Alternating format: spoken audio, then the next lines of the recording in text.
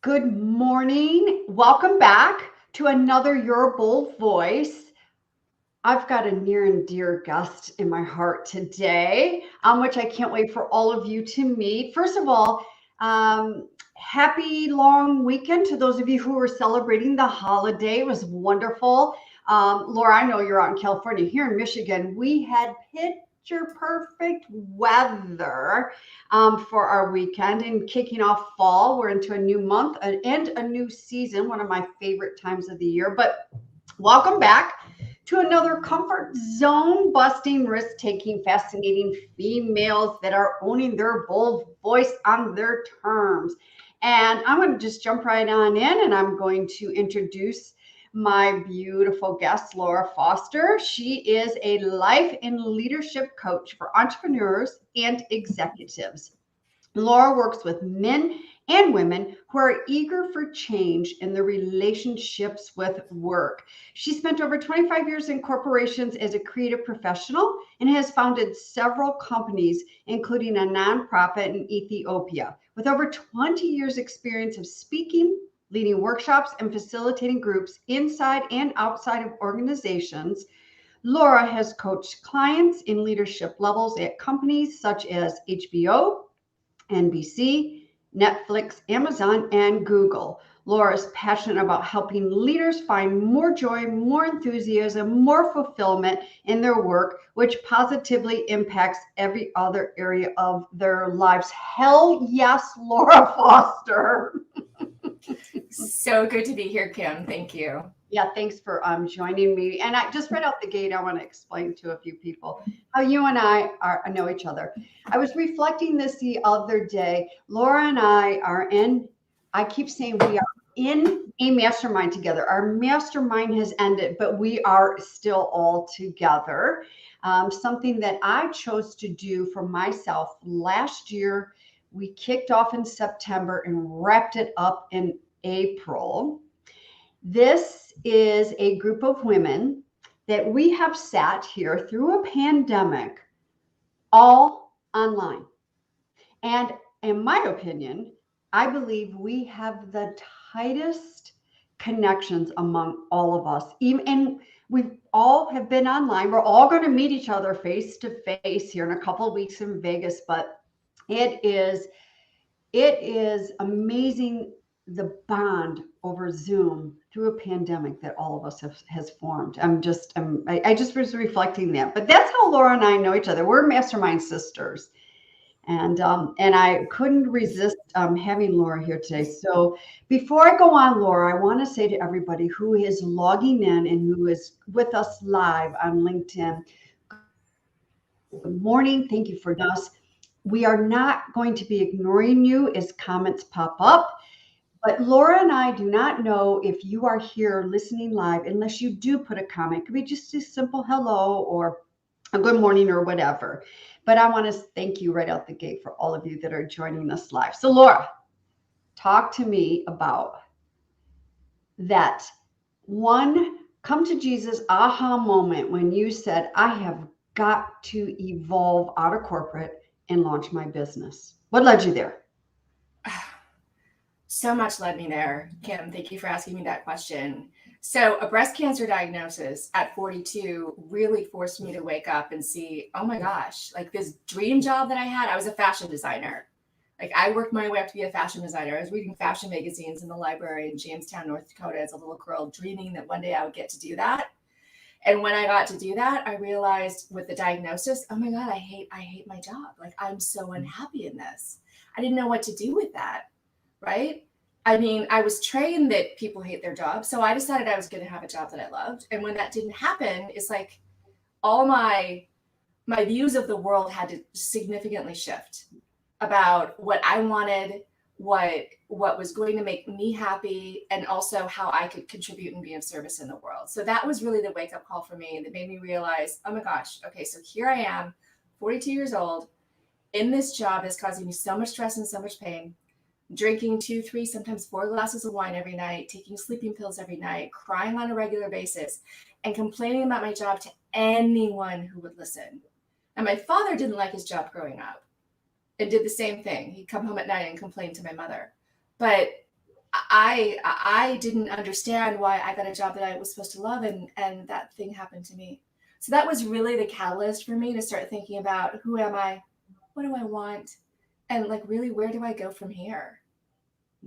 Yes, I know that part of the step was that breast cancer diagnosis. And by the way, I want to just say this right now. Laura is thriving. She's not a breast cancer survivor.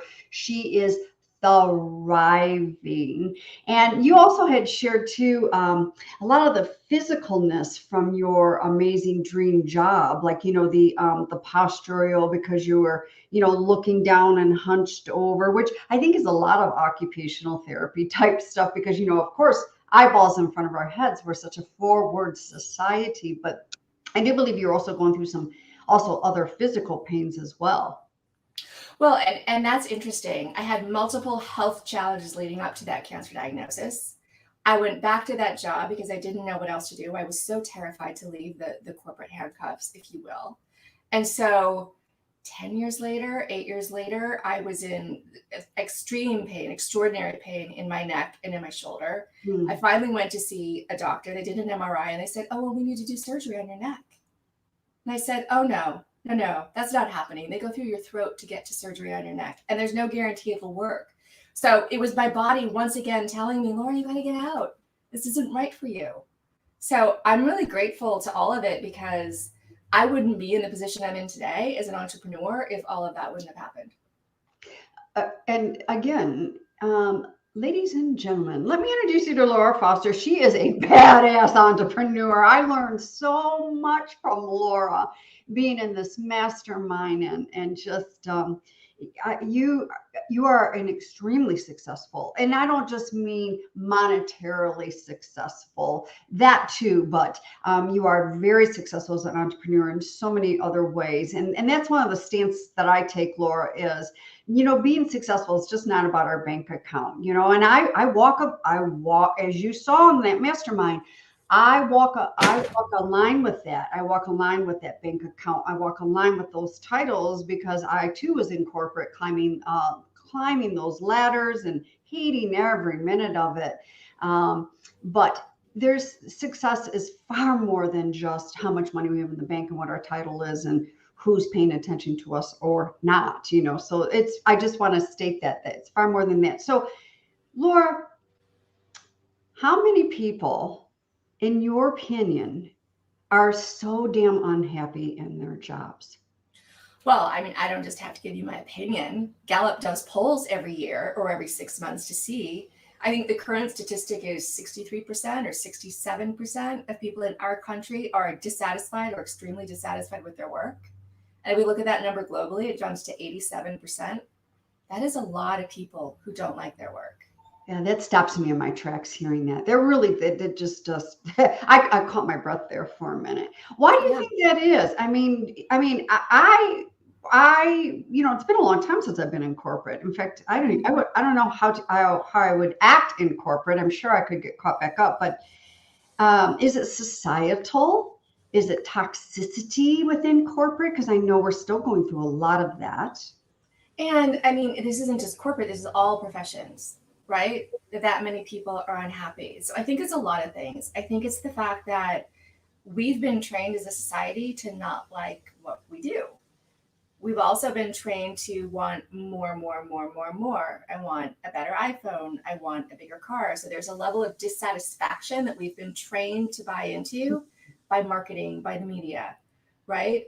But I mean, I know I watched my father not like his job, and I think a lot of children watch their parents. Their parents don't say, "I get to go to work." Their parents say, "I have to go to work." Mm-hmm. So as we're children, we're being trained that work is this thing that, oh, why would I want to do that?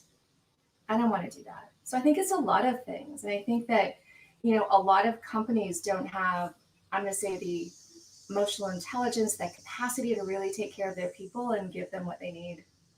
And, as you know, in leadership, a lot of leaders are not trained on how to be leaders. And that's unfortunate.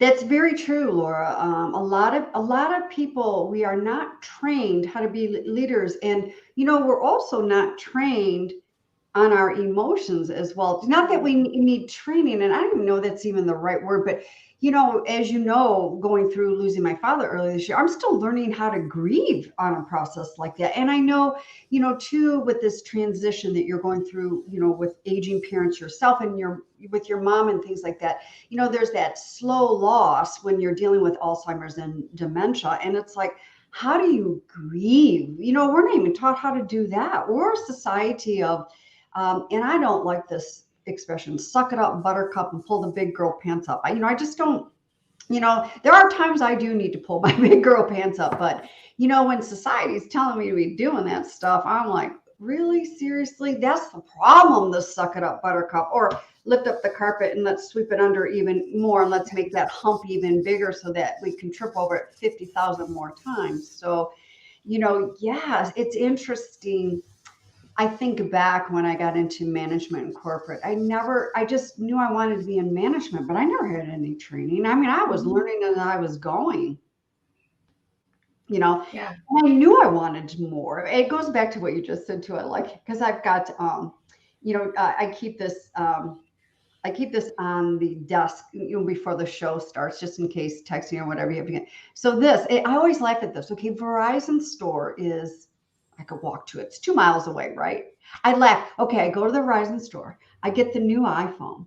By the time I drive 2 miles home, it's outdated. It's outdated. Or we're buying a car or releasing a car, and we're already thinking, we pull up in the driveway of, ooh, the next one, the next car.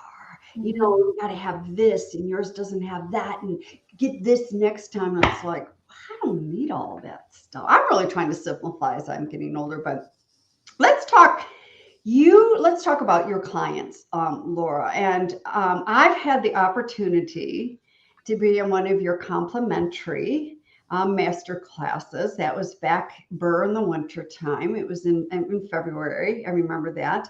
So I've had the opportunity to taste test you in action and what you provide. So let's talk about that. What do you provide? What are your clients, when they come to you, are they on the verge of severe burnout? Are they to tears, man or woman? I don't care. What's going on by the time they are getting to you? Well, that is such a great question. It depends on the client, of course. I mean, I work with a variety of people, but I would say when people come to me, why they would work with me instead of work with another coach, because they're really at a place in their life where they're willing to ask some of the deeper questions. Who am I? What do I really want? And why am I here? These aren't easy questions to answer, but it's where it gets juicy and interesting for me when somebody's willing to think about, how do I want to show up in the world? How do I want to serve in the world? What do I really want my legacy to be? Most of the clients I work with have some level of outward success, and they realize, just like you did driving the iPhone home, it's like, is this enough? Like, is it ever going to be enough? Like, what is going to satisfy me inside? So I work with all kinds of different people. Yes, I work with C-level executives and I work with presidents and CEOs, but I also work with, people who are just starting companies and, women who are staying at home and trying to be the best moms that they can be. It's really, for me, the requirement to work with me is a willingness to ask some of those deeper questions to affect very profound change. So what kind of changes would for an example, would a business owner that's just maybe has branched away from corporate and they're starting their own business, like what kind of things would they be asking of you? Of course, again, pulling in that they want more, not quite sure where to go to get the more, and is the more even on the right avenue that they need to be going down? Well, so I'll give you an example of a client, and I have permission to share what I'm going to share with you, but she wrote a testimonial for my website, but she came to me because she had a relatively young company. She'd gone through one round of seed funding. She was going through a round of real venture capital financing. She was a woman in tech, which is not easy to get money in that field. And she came to me because she was having a lot of doubts, that back and forth of, should I keep the company? Should I give this up? Is this really working? Those things that everybody deals with, that get highlighted when it comes to business, especially running your own business. And so the things that I worked on with her were the things that I would work on with anybody. It wasn't specific to her situation. I mean, it was in some ways, but in most ways, it was about who she is as a person, how she shows up in the world, getting rid of like imposter syndrome and people pleasing and some of those things that a lot of women and men deal with. Right. But yeah. So coming home to who they are. Yeah. Like so many people don't see the magnificence of who they truly are. There's excuses or what I should be doing this or I should be doing that. And when people slow down and start to see themselves for how they really are, like the masterful creators that every one of us is, that's when magic can happen. And that to me is one of the most exciting things about coaching, because as coaches, it's our job to see that in people and help them see that in themselves. Yes. Yeah, it is. And that's one of the favorite things, even I've been told sometimes, Kim, you see more in people than what they see in themselves and believe more in them than what they believe in themselves. And that's a fine line as a coach that we also walk as well, and it's not like that. I'm not insinuating that we're several steps ahead of the person, but it's almost like we're that beautiful hot air balloon hovering over them. And notice I didn't say helicopter because I don't want to be a helicopter coach, that hot air, balloon around that. So Laura, the changes people make, like, do you have a ebb and flow process, or is this, you get clients and you're meeting them where they're at? Like, how do you get them going down that avenue of change? I don't have a process that I take people through. My approach is very customized for each client. It really depends on who they are. We get really clear before we work together around what the challenges are in their life, what's not acceptable to them anymore, what they want to change, and where they want to go. And that in of itself, like even if I don't work with someone, I have several conversations before I work with someone, but that conversation about creating a vision for their future is so powerful. Like I've had people not work with me, but take that vision and craft change in their lives because so many people aren't clear about where they want to go. Yeah. So once that's established, then it's the business of not necessarily looking to the past. Sometimes the past needs to be dealt with if it's impeding the future, right? But it's about the business of let's get down to creating what you want to create, whatever that is. So do a lot of your clients, are they in corporate and they want to remain in corporate? They just want more for themselves because they're so tired of being overwhelmed, maybe burnt out, stressed out, and I know you did say people that are starting businesses, but, are people looking to leave corporate? I know you're not that, your titles are not that, you're a life and leadership coach. I know you're not that career type change coach. So are some of these people looking to create career change, or are they like, look, I'm good. I'm good. I'm a CEO of this company. My remaining 10 years here, my tenure before I retire, I just want to be wholesome and better and leave that internal legacy with people that are also up and coming as well into stronger management positions. Do you ever see that? I would love to see all my clients come in with exactly that scenario. I just want to leave a legacy and be a better leader. Like that would be amazing. But a lot of people come to me thinking that they want another job because they think the problem is the job. Yeah. It's not the job. I'll tell you a story about me. So I hated my job as a fashion designer, had breast cancer, went back, did start to change. But, within 3 months of going back after I thought I was enlightened after my time off for treatment, I was right back to gossiping and crying and being miserable. And so I went to an informational evening for University of Santa Monica, Ron and Mary Hulnick. And because I decided I wanted to be a coach. And in order to do their coaching program, I had to do a master's program in spiritual psychology first. And Ron Hulnick said from the stage, I'll never forget this. If you come do this program, in 2 years, you'll have different jobs. You might sit at the same desk. You might work with the same people, but you're going to change so much inside that your job will be different. And I thought, oh, well, that's useful to me. So I did that program, and I can 100% say that was true. This job that I hated, 2 years later, it still wasn't the right place for me long term, but a lot of my resentment was gone. My anger was gone. I was no longer blaming the owner of the company or the other designers or anyone else for what was going on inside of me. I was taking responsibility for myself. My relationship with my boss completely transformed. And this is available to anyone. Like people, It would serve people so much if they understood that it's not the job. I mean, it can be the job, but so much, we have so much control, so much autonomy over how we're showing up in the job and what our experience is. And most people have no idea that they have that kind of power. You know, I heard a percentage one time, and I can't even recall what this percentage was. It's so long ago. That the more, and of course, this is all pre-pandemic. That it was quite a percentage that a lot of people suffer chest pains or some kind of heart disease attack or whatever on Monday mornings Mm. as they're getting in their car and driving to their jobs is where we see a lot of those aches in the heart go on. And you know, when you're just describing, Laura, my palms were perspiring. They still are. What you were just describing is, you know, it's being outside of ourselves. We're out of our bodies and pointing fingers at everyone and everything, that makes our lives completely miserable. And you know that, having that shift that you shifted on, and you know, releasing the resentment and the anger, you know, and the negativity and the gossiping and all that, and the, you know, crying, bitching, moaning, and complaining.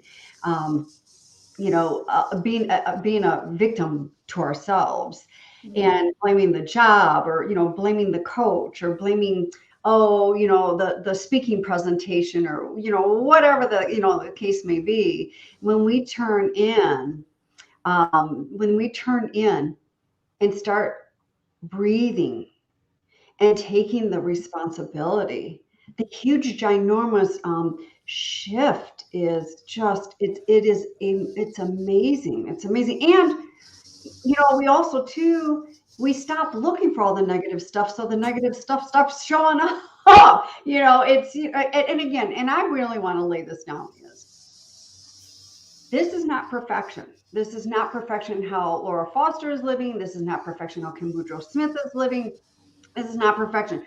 We still have our moments, but I like to have my moments more like this, as opposed to the ginormousness of my whole energetic, being, and you know, and my vibe every single day.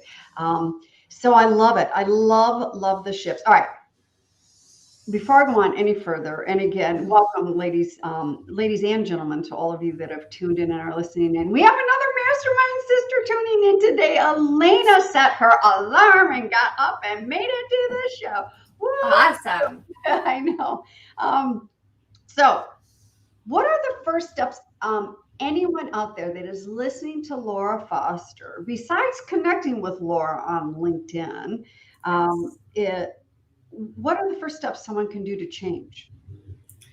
Well, to me, the first step is always to realize that you have a choice. Because so much suffering comes from, I'm a victim of my circumstances, these things are happening to me. So, in most cases, somebody doesn't come to your house on Monday morning and put a gun to your head and force you to go to work.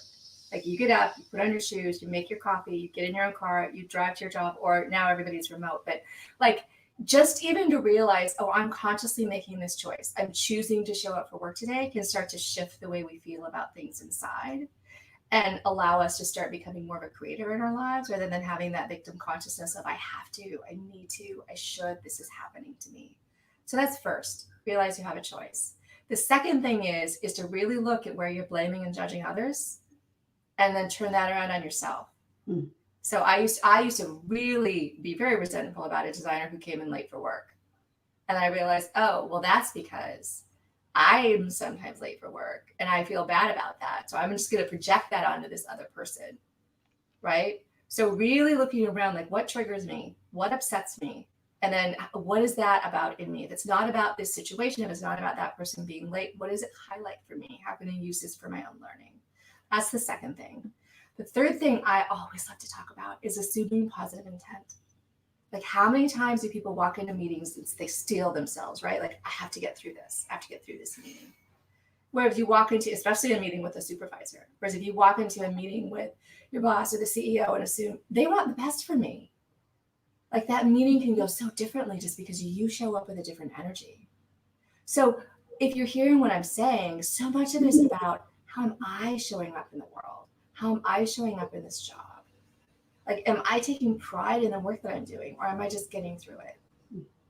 Because when we learn to take pride in the work that we do, things start to shift and change. I'm reading a book about Steve Hardison. He's called The Ultimate Coach. If you haven't heard of him, he has this. Anyway, I got an advanced copy of the book about him, and he's talking about how two salespeople can be working at one job: the top salesperson and the bottom salesperson. The top salesperson probably loves his job, shows up for work, takes responsibility. The bottom salesperson probably hates his job, blames everything for everybody for everything that's happening to him, right? Two people, same job. So when we open up to that, it's like, how do I put myself in a place where I'm creating my own life in the constraints of this job that I have, in the constraints of this company? Mm-hmm. That's when things can start to shift and change. And then those Sunday scaries don't become so scary, right? Yeah, I love that. You saw that. The Sunday scaries. Yeah, absolutely. The Sunday scaries. And you know something, you can experience the Sunday scaries, not getting in a car, so to speak, metaphorically speaking, being in corporate. You can have the Sunday scaries being as an entrepreneur as well. Of course. It's a mindset. It's a mindset shift. And you know what I heard you just say, Laura, is first of all, it's that self-awareness to want to take that step, but showing up 100%. And I talk a little bit about this, showing up 100%. And it's surrendering to simply going, look, I don't like where things are right now. I mean, they're pretty crappy. So what do I need to do to make some changes? And who do I reach out to? Trusted resources to help me get through this, because left to our own demise, that hag in the attic, that inner critic, can just kick our butts right back down to the bottom of that dirty, nasty rabbit hole. And will you get out? Yes. Or you may get close to the top and get kicked back down again. But it's exhausting. So I'm a big proponent on surrounding yourself with a community, hiring a coach. Sometimes you have to work hand in hand with a coach and a therapist. But if you really want changes, can we just stop with the resistance and surrender and be open to stepping into changes? You know, and I hear a lot of clients, oh, I'm scared of changes. Well, okay, what's so scary about these damn changes? Because if you really want to get down to it, we change every day. Sun up, sun down, moon out, moon in. We go from day to night. Tomorrow it's another date. Next year we're constant evolution of changes. So again, everybody listening is try not to bite the whole turkey off in one bite, or tofuki if you are a vegan. It's bite size, chisel down to the bite size. We're not going to change life all in 1 year or in 6 months or 90 days, but you can take those steps towards it, in doing that. So, all right, give us some more examples of shifts with that relationships towards work, like yours. Laura, yours is amazing, but share with us some of the clients that have had that amazing shift. I wish you were around when I was in corporate, but I wanted out. I wanted out of corporate. I didn't belong in corporate, but would have helped the transition a little bit better. Yeah, sure. I worked with a client who hated her work, hated her work, and was nearing retirement, and then was terrified of retirement, didn't know if she had enough money saved, didn't know how she was going to do this. And within 6 months, she went from hating her job to falling in love with it and signing on for another 2 or 3 years. She has no intention right now of retiring because she shifted inside and completely changed her job. And her boss didn't change. The work changed a little. She gave up some responsibilities that she didn't like doing and gave it to someone else. But she started speaking up for herself in meetings, started asking for what she wanted. She changed inside. She started showing up differently. So she went from hate to love over the course of 6 months to a year. It's possible. I tell you, it's possible for anybody. Yeah. Push those sleeves up. In fact, I'm not going to drop any names, but there are a couple clients of mine that are on this call today. And one of my clients, she is such a breeze and a joy to work with. She's so open. She jumps in there. She pushes her sleeves up. She wants to do this. I mean, it's like, I just, and my heart just goes woof. And, I get the goosebumps and all of it as a coach to go, wow, asking or requiring or desiring, whatever we're trying to do one thing and they're coming back with three or four, it's like, wow, want to work. They want to work, and I'm going to go back to February when you offered that complimentary. Was that a 2 or 3 hour masterclass, Laura, back in February? It was a 3-hour class. Yes. I want to really give you a shout out for that. Laura comes from corporate. She's had a very successful career. She is a rock solid coach. And your presentation in that 3 hour, first of all, it was extremely interactive. You broke us off into groups. You brought us back. You gave us some, some things to write out with, suggestions. You had support running the Zoom call because you had quite a large crowd on there. It was a good sized number of crowds. And for me, it was fun because I got to see you in action and I got to network and connect with some other women out here, on LinkedIn. And so I want to stay here for a minute. First of all, what's up your sleeves, number one, and number two, let's talk about the compassion that you bring to your business and your clients. So one, what's up your sleeve, and two, this beautiful, so let me explain. Laura, you have this beautiful, grounding, compassionate, but yet you can kick some butt. You kick butt to get things moving, but you also have that beautiful embraceness about you. So let's talk about those two things. Okay, so first of all, my masterclasses or workshops are very interactive because transformation doesn't come from being lectured to. It comes from actually doing the work. And so if you come to my why workshops, you're going to get in breakout rooms, you're going to do the work, and you're going to feel a difference at the end of it. That's really what it's all about. So I do have a workshop coming up on September 19th called Time Mastery for Busy Humans. And I'm doing this because I led something a month ago where so many women showed up and said, I need more time. I need more time. I really want to create more time. So I'm like, well, let's talk about that. Like, let's slow down and let's talk about time and how we're managing time. So that's happening. I also run a group coaching program for women called Women Who Want More. And that program is focused on, it's only 10 women. So they come into a 6-month program with me and identify something they want to create more of in their life and work for 6 months to create it with support from the group and from me. So those are the two things I have up my sleeve. I also work with people one-on-one. And that compassion that you're talking about, I have a master's degree in spiritual psychology from the University of Santa Monica. That program completely changed my life because it showed me how I can show up in the world with this loving, not just for other people, but for myself, and compassion for other people and myself. I used to do there's one more, but I used to do a conference called World Domination Summit in Portland, Oregon. And in order to get in, you have to fill out a form and they ask, like, what's your superpower? And I always write my creativity and my compassion. I look at my mother who has Alzheimer's now and we're going through a lot of things with her, but she taught me how to be a compassionate person just through her actions, from the way she was in the world.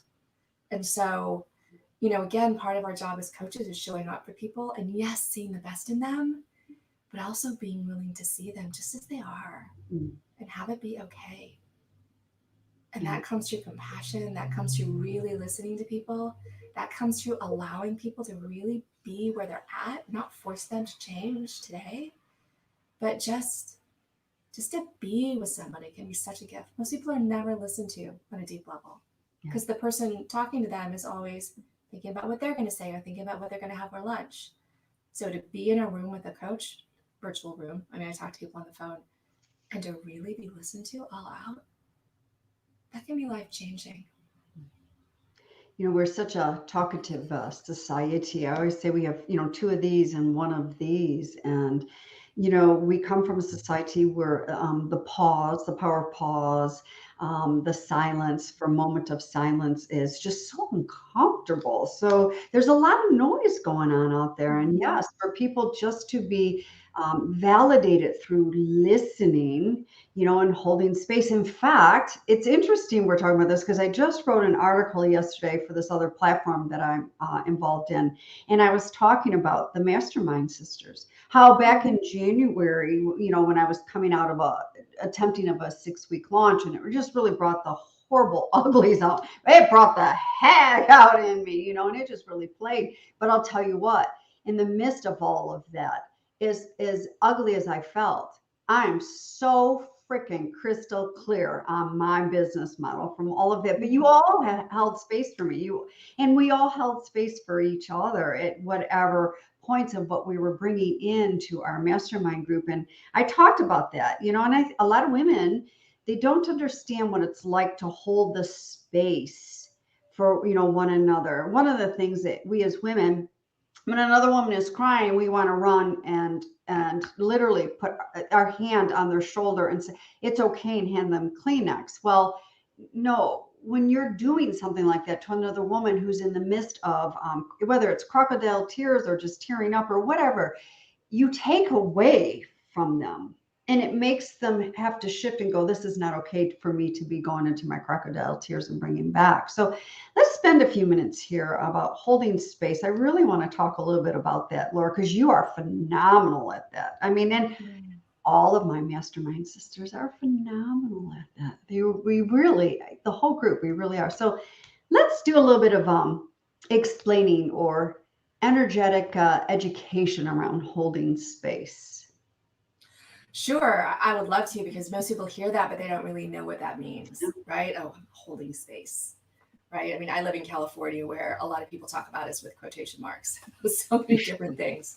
But holding space is really energetically allowing somebody to be just where they are, no judgment, and really listening, not with the intention to respond, not thinking about what you're going to have for lunch, but really being present with somebody. Like, just your presence alone as a loving being can significantly shift someone else's life. If you're willing to truly be there with an open heart. So it's not complicated, doesn't require anything special other than your willingness to show up and just be fully present in the moment. And look at the other person and allow for whatever's coming forward, without giving advice, without judgment, without telling them they're doing something wrong. It's like, okay, I see you. I hear you.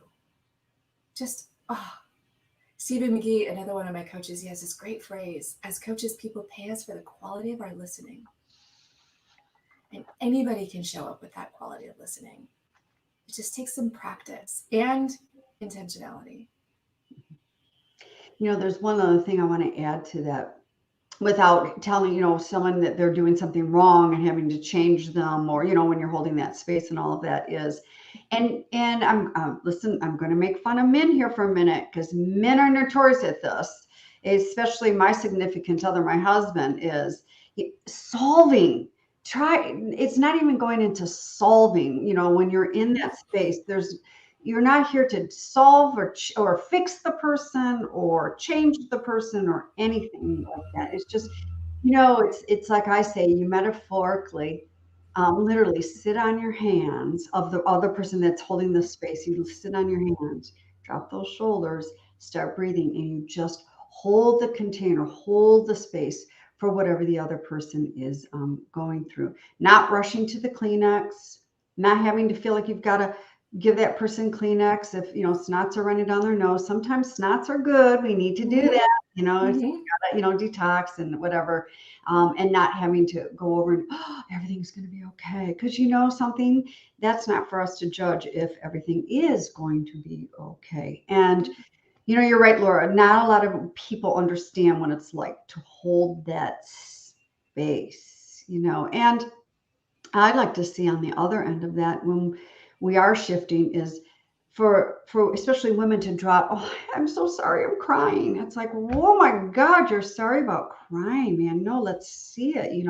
Obviously it's something you have to shift through, dropping the I'm sorries. And I didn't even say apologies. I'm talking the I'm sorries. Literally, I'm sorry I turned the wrong way. I'm sorry for running late. I'm just sorry for being here and having emotions. It's dropping those sorries and those apologies. Yeah. And I'm sure you may hear a lot of that with your clients as well, because when they're in those modes of, I call it really spinning up here, not grounded and connected, and they're spinning up here and they want more and they're not sure, and stress and overwhelm and burnout. And like with you, the physicalness of the neck and the upper back and all of that. I'm sure that's a very hard thing for some of these clients to do. Absolutely. And in that space is when all the change is possible, right? I mean, we're in a fix-it society. Let me just fix it. I'm going to fix it. Oh, that's wrong. I'm going to fix it. And so to sit with somebody and not fix it can be really uncomfortable for the person listening, the person holding space.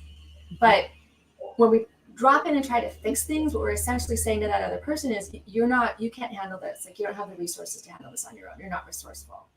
Where one of the greatest gifts we can give someone is to see them as being resourceful and competent and able to handle whatever is coming their way. Yeah. Because when we can see that in them, they can start to maybe see that in themselves. To me, that's one of the biggest gifts. I stand there right next side of you. Well, I will be standing right next side of you in a couple of weeks in Vegas. I know. Right now, I'm sitting next to you on a screen. You're right. Is having people really realize how miraculous that we are, and we are not mess ups or F ups or whatever. Just because society tells us, especially women, we're not supposed to dress a certain way past a certain age, which I call all BS. And hair, or we're supposed to sit a certain way, and all of that, and show up a certain way to be accepted. Also plays in to what society is telling us to live and be and do by. I mean, for an example, I thought I would be accepted if I had a very successful corporate career. And by the way, I did, based upon lies. We won't go there today. That's a whole other thing. I did. And I was also the first to have a very successful white collar, so to speak, are the analogies of corporate as well. My parents are uneducated, and they're uneducated, and they're blue collar workers. They pounded work in my head. Work. Forget the education piece. Work. So I wanted to be the first in my family to have that, and I had that. I was miserable, and very, very, very successful. But I thought that if I had this, society would accept me. And we have a lot of that stuff going on out there, a lot. Laura, let's wind the show down here. Tell me, share with me, either most recently or in the past, a really bold and beautiful step that you have embraced and taken on.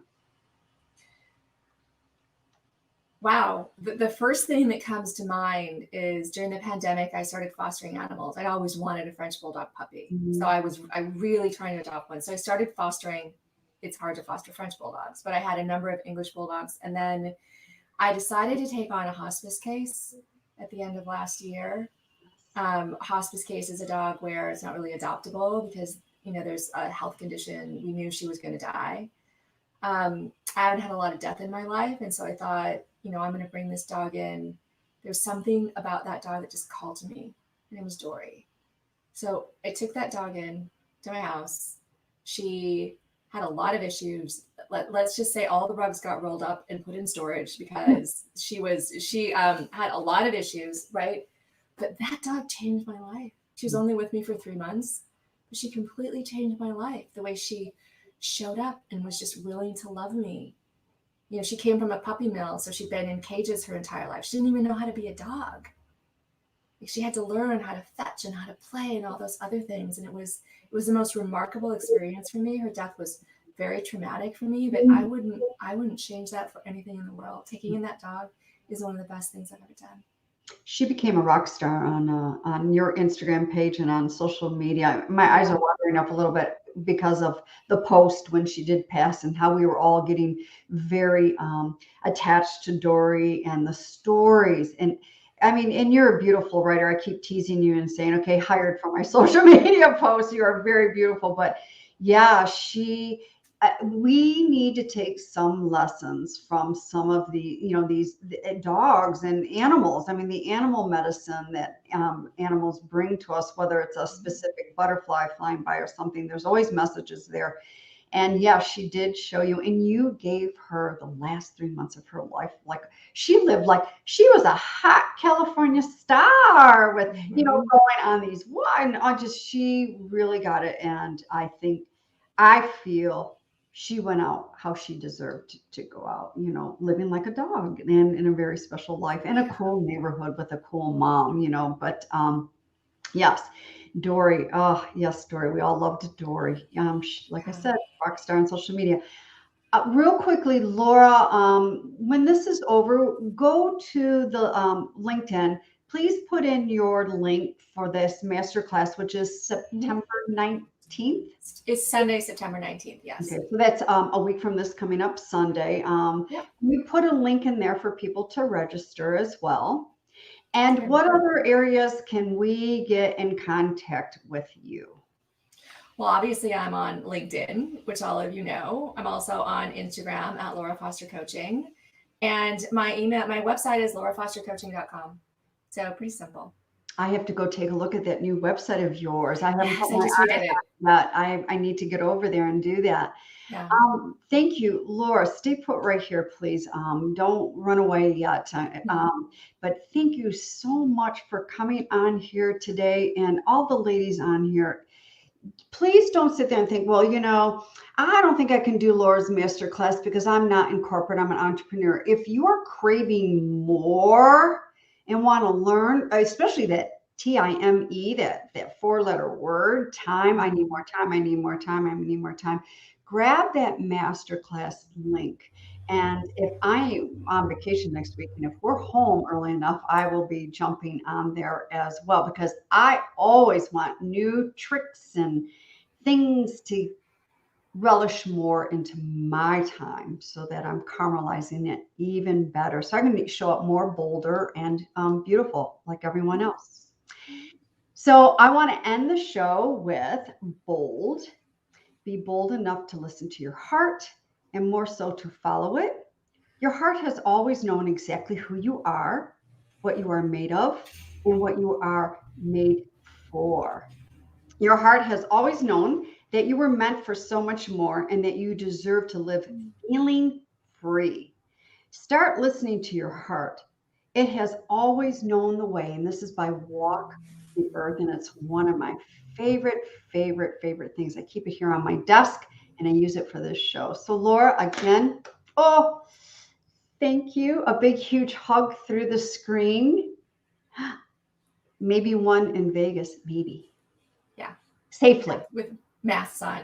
Yeah. Thank you so much for having me on the show. Yeah. Thank you so much for having me. This was so fun. Yes. And I want to thank everybody that showed up today and put in their beautiful comments and anything else. If you have anything else to say to Laura, put it on the feed and Laura will go on in there and she will chime up and answer or anything like that. But I thank each and every single one of you for showing up today and supporting Laura and I. So get out there. Don't forget that it is Tuesday and not Monday. Those Monday holidays, I have to keep saying all day, it is Tuesday, it is Tuesday, it is Tuesday. So don't mess my calendar up. But thank you so much, everybody. And we'll be back next week, same time, same place. I will be broadcasting live from Lake Michigan in northern Michigan. So I'll see you all then and take care.